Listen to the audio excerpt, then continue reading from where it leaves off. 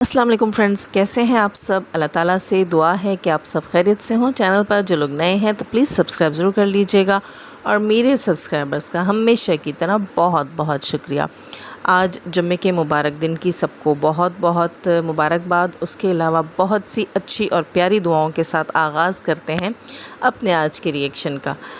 और दोस्तों यहाँ इस वक्त मैं दुआ करूँगी तमाम हेटर्स और तमाम सपोर्टर्स और तमाम family members of Salma Yasin and Sitara Yasin family सबके लिए कि अल्लाह ताला हम सबको राह रास्त पर रखे। जो राह रास्त पर नहीं हैं उन्हें राह रास्त पर लाए और हमें जो है वो गलतियाँ करने से बचाए और हमें गुनाहों से बचाए और बेहतरी की तरफ अल्लाह ताला हम सबको बेहतरी की तरफ लेकर आए। और दुनिया में इस वक्त जो कोई भी जिस किसी परेशानी में है अल्लाह ताला उन सब की तमाम परेशानियां दूर करे और हम सबको गुमराही से बचाए। आमीन सुम आमीन। जी दोस्तों, आज के रिएक्शन में बात होगी बहुत से पॉइंट्स हैं। कोशिश करूँगी कि जल्दी जल्दी चंद पॉइंट्स जो है वो यहाँ अपने रिएक्शन में कवर करूँ। बहुत से लोगों की चीज़ें हैं यहाँ पर शेयर करने के लिए। शेयर तो खैर नहीं मैं कहूँगी, बहुत से टॉपिक्स हैं जिनके बहुत से लोगों के टॉपिक्स हैं जिनको यहाँ मैं कोशिश करूँगी कि अपना पॉइंट ऑफ व्यू उसके ऊपर रखूँ। इसके अलावा जी सबसे मुअज़्ज़ज़ आंटी जी बेबो के अंधेरे पर डालेंगे हम लाइट्स। जी बिल्कुल, बेबो के अंधेरे के ऊपर लाइट्स डालने से पहले यहाँ मैं एक चीज़ कहूँगी कि ये सब लोग सितारा के हेटर्स जो कि सलमा के सपोर्टर्स कहते हैं ख़ुद को, उनके बीच में आजकल बड़ी खलबली मच गई है जी। आपस में उनके कई ग्रुप्स बन गए हैं। आपस में ही उनकी जो है वो क्या कहते हैं, अपनी सफ़ों में उनकी जो है वो नाइत्तेफ़ाक़ी शुरू हो गई है। और वैसे तो ये चीज़ दुश्मनों के लिए खुशाइन होती है, लेकिन इस सारी सिचुएशन में ये चीज़ भी पता चलती है कि आप कितने एक सही थे, आप कितने एक हक़ पर थे। यहाँ बड़ा चीखा चिल्लाया जा रहा था कि हमारे पास बड़े प्रूफ्स हैं, हमने प्रूफ्स तैयार करके रखे हुए और एक क्लिक के ऊपर वो दुनिया के सामने आ जाएंगे।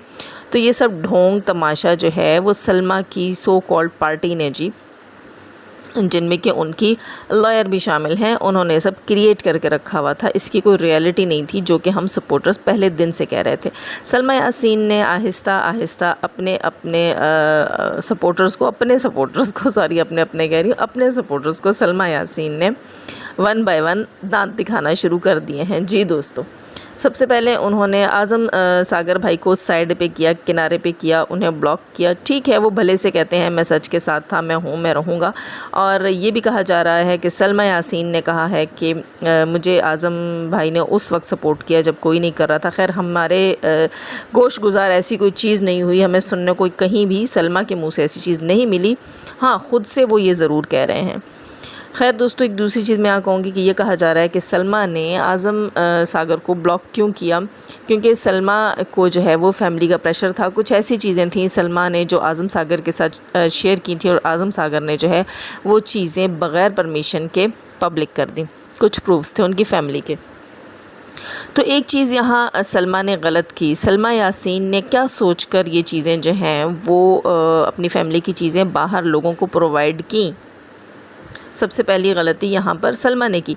सलमा यासीन जो हैं वो पाकिस्तान से बाहर रह रही हैं। एक ज़माने से वो अपने बच्चों के साथ आउट ऑफ कंट्री हैं। एक शादीशुदा औरत हैं, ठीक ठाक एज की, एक मैच्योर औरत हैं। उसके बाद भी उन्हें इतना सेंस नहीं है कि आप जो है किसी जर्नलिस्ट से बात करती हैं या किसी रिएक्शनिस्ट यूट्यूबर से बात करती हैं तो आपको अगले को कितनी लिमिट में रखना है। आपने उसको अपनी फ़ैमिली की, अपनी ज़ात से रिलेटेड कितनी एक इन्फो जो है आपने शेयर करनी है।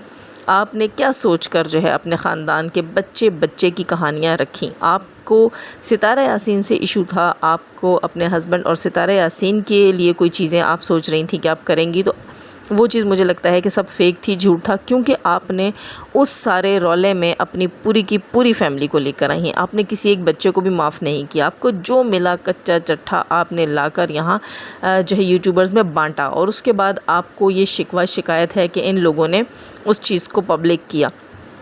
आपको याद होगा कि आपकी वो सो कॉल्ड सहेली जो है सऊदी जर्नलिस्ट, वो कहती है कि किसी जर्नलिस्ट से बात करते हुए आपको पता होना चाहिए कि आपकी वो बात जो है फिर वो जर्नलिस्ट की प्रॉपर्टी हो जाती है और वो उसे जब चाहे जैसे चाहे यूज़ कर सकता है।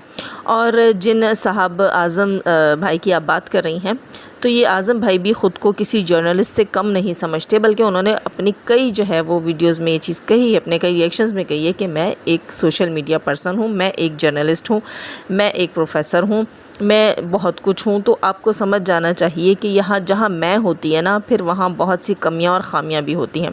खैर, हम यहाँ इस वक्त किसी की कमियाँ और ख़ामियाँ निकालने नहीं बैठे, लेकिन ये चीज़ है कि सलमा ने यहाँ बहुत सारी गलतियाँ की। अब अगर वो कहती हैं कि मेरे ऊपर फैमिली की तरफ से प्रेशर है, तो मुझे समझ नहीं आती सलमा कि आपकी फ़ैमिली जो है वो पहले कहाँ सोई हुई थी, या जो मुद्दा आप वाईटी के ऊपर लेकर आई हैं, जब आप लाई थी तब आपको सोच लेना चाहिए था कि ये चीज़ जो है बहुत गंद की तरफ जाएगी। आपकी माँ वैसे ही आपसे नाराज़ नहीं हुई, उसे मालूम था कि मेरी बेटी जो है वो बहुत बड़े बड़े गंद करने के लिए जा रही है। तो आपने काफ़ी बड़े बड़े गंद किए हैं। अब उसके लिए आप कभी जो है वो आज़म सागर को ब्लेम दे रही हैं, कभी आप सबा को ब्लेम दे रही हैं, कभी आप मुस्लिमा को ब्लेम दे रही हैं, यहाँ तक कि अब लोग उर्मी को ब्लेम दे रहे हैं। मतलब आपकी पार्टी के जितने लोग हैं, अब वो सब एक दूसरे को ब्लेम कर रहे हैं और आप भी उनको ब्लेम कर रही हैं।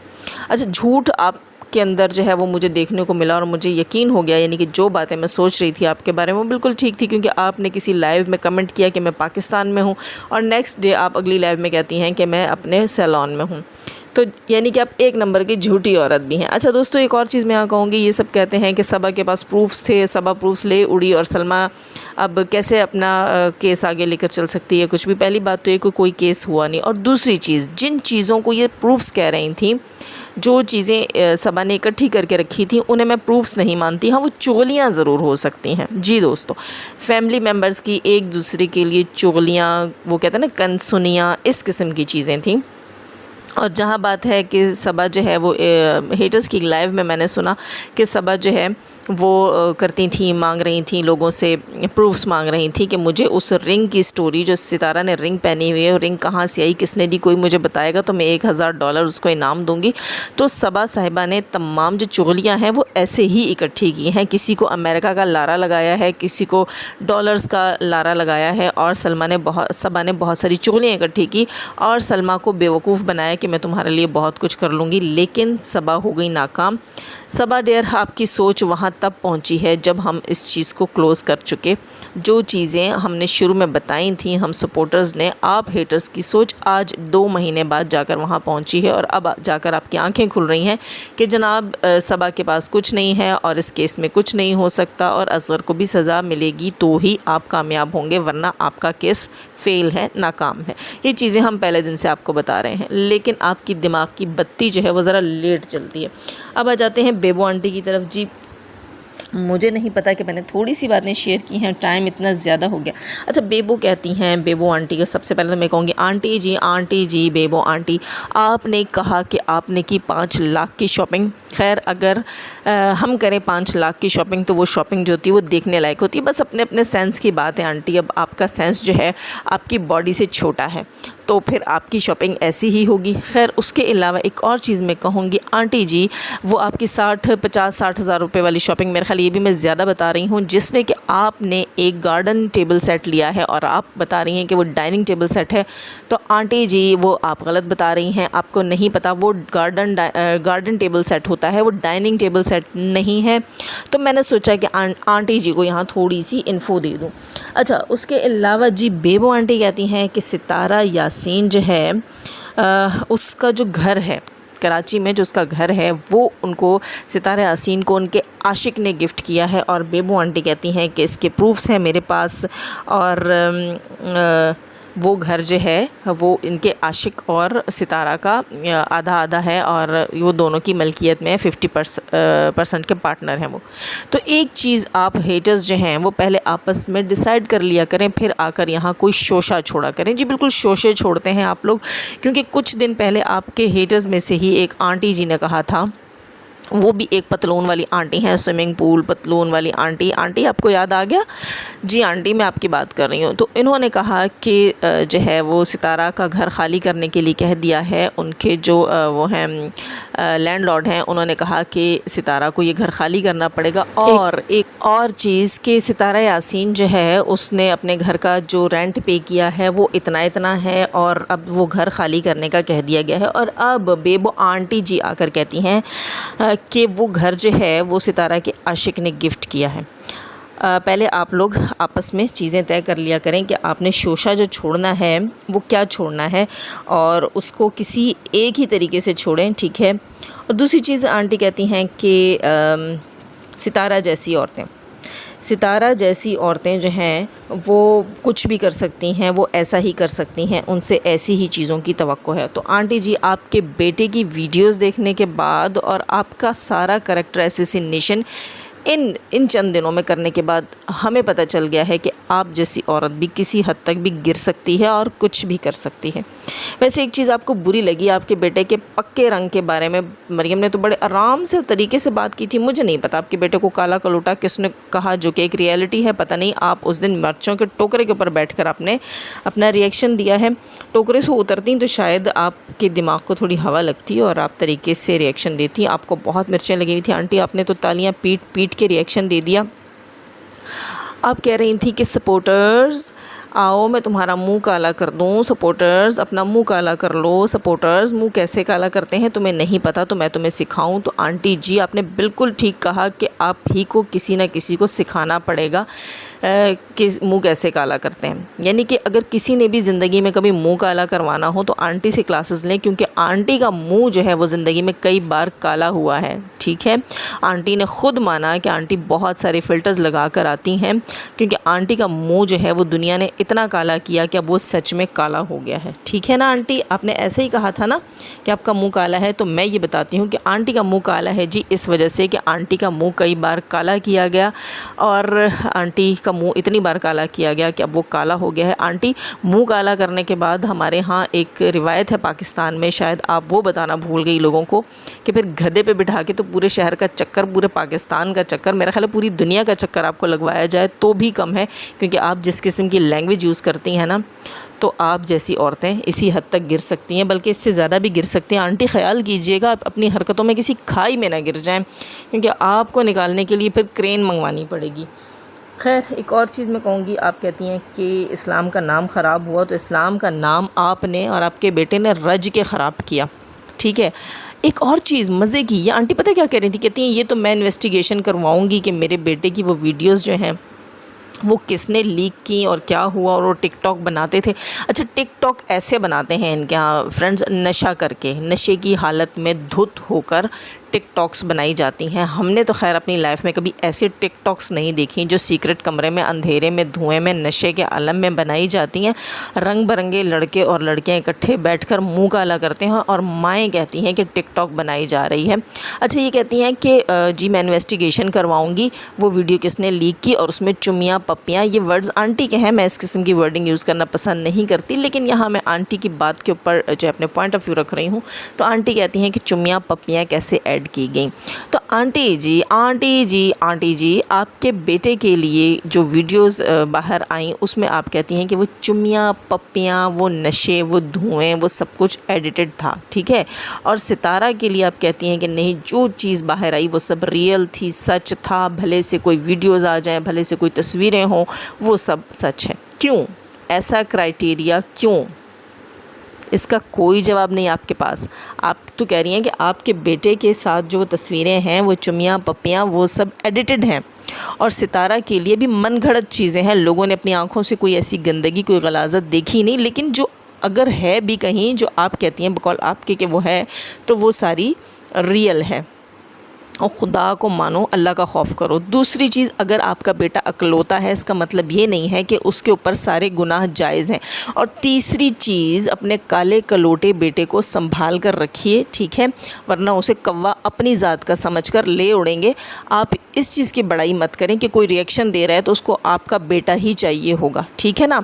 आपके बेटे जैसों को हम लोग अपने गेट पे चौकीदार रखना पसंद नहीं करते। और हाँ, आप क्या कह रही थी, आपका 8 करोड़ का घर माय फुट। जी बिल्कुल दोस्तों, आप सब भी यकीनन मेरे इस पॉइंट ऑफ व्यू के साथ बहुत ज़्यादा जो है वो कहेंगे, क्या कहते हैं कि आप इसका साथ देने वाले, इसके साथ एग्री करने वाले हैं मेरे इस पॉइंट ऑफ व्यू के साथ कि इनका घर अगर 8 करोड़ का है या 10 करोड़ का है तो वो माय फुट है, क्योंकि अल्हम्दुलिल्लाह सुम्मा अल्हम्दुलिल्लाह हमारे पास जो प्रॉपर्टी है, हमें बताने का कोई शौक़ नहीं है कि हम यहाँ आकर YT के ऊपर जब हम अपना नाम, अपना चेहरा, अपना सिटी कुछ बताना यहाँ ज़रूरी नहीं समझते, तो हम हम ये भी ज़रूरी नहीं समझते कि हम यहाँ आकर अपनी प्रॉपर्टी गिने। हाँ, जो कम ज़ात लोग होते हैं ना, हमारे यहाँ ऐसे लोगों को कम ज़ात लोग कहा जाता है, जैसी कि ये बेबू का अंधेरा आंटी है।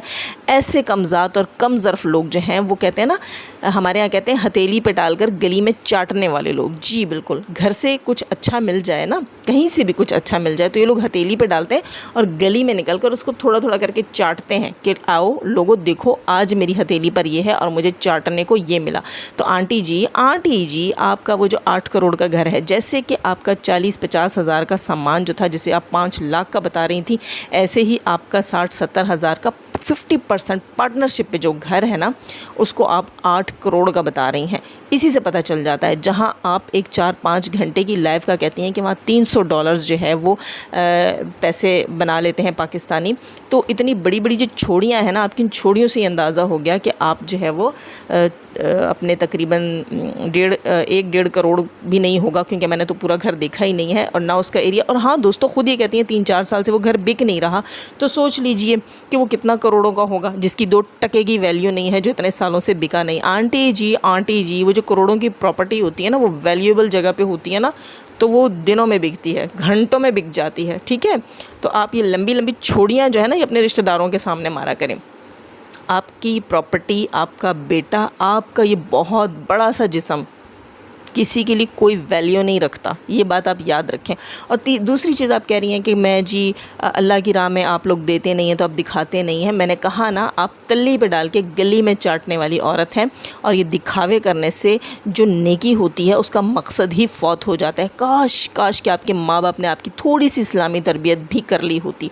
और एक चीज़ मैं आपसे पूछना चाहूँगी, जब चोई साहब ने आपको छितर लगाने शुरू किए थे, तब तो आप बड़ी भां करके रोती थी, अपना घर छोड़ के भाग कर किसी के घर में जाकर बैठ जाती थी। अजीब औरत है, किसी के गले में पड़ने के लिए ढोल की तरह 24 घंटे तैयार।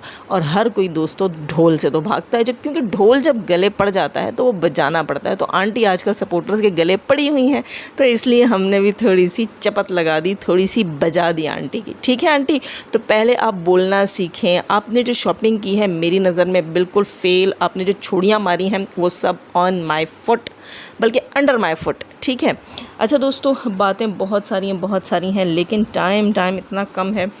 मेरे ख़्याल से हमें एक नेक्स्ट रिएक्शन भी बनाना पड़ेगा, जिसमें हम मज़ीद जो है वो बेबो के अंधेरे की करेंगे चित्रौल। और बहुत सारे हीटर्स, सितारा के हीटर्स बैठे हैं हमारे इंतज़ार में कि उनकी बारी कब आएगी। तो उनकी बारी भी आने वाली है बहुत जल्द। जी दोस्तों, उनकी टकोर की बारी भी बहुत जल्द आने वाली है। अब इस वक्त तक के लिए इतना काफ़ी है। चैनल पर जो लोग नए हैं तो प्लीज़ सब्सक्राइब ज़रूर कर लीजिएगा, और जाने से पहले नए पुराने तमाम सब्सक्राइबर्स और तमाम व्यूवर्स जो हैं वो लाइक ज़रूर करके जाइएगा। हमेशा की तरह दुआ, अल्लाह ताला हमें आसानियाँ अता फ़रमाए, आसानियाँ बांटने की तौफ़ीक अता फ़रमाए, और शैतान से मर्दों, औरतों और जानवरों से रखे हमें और हमारी फैमिलीज़ और चैनल्स को महफूज। आमीन सुम आमीन। अल्लाह हाफिज़।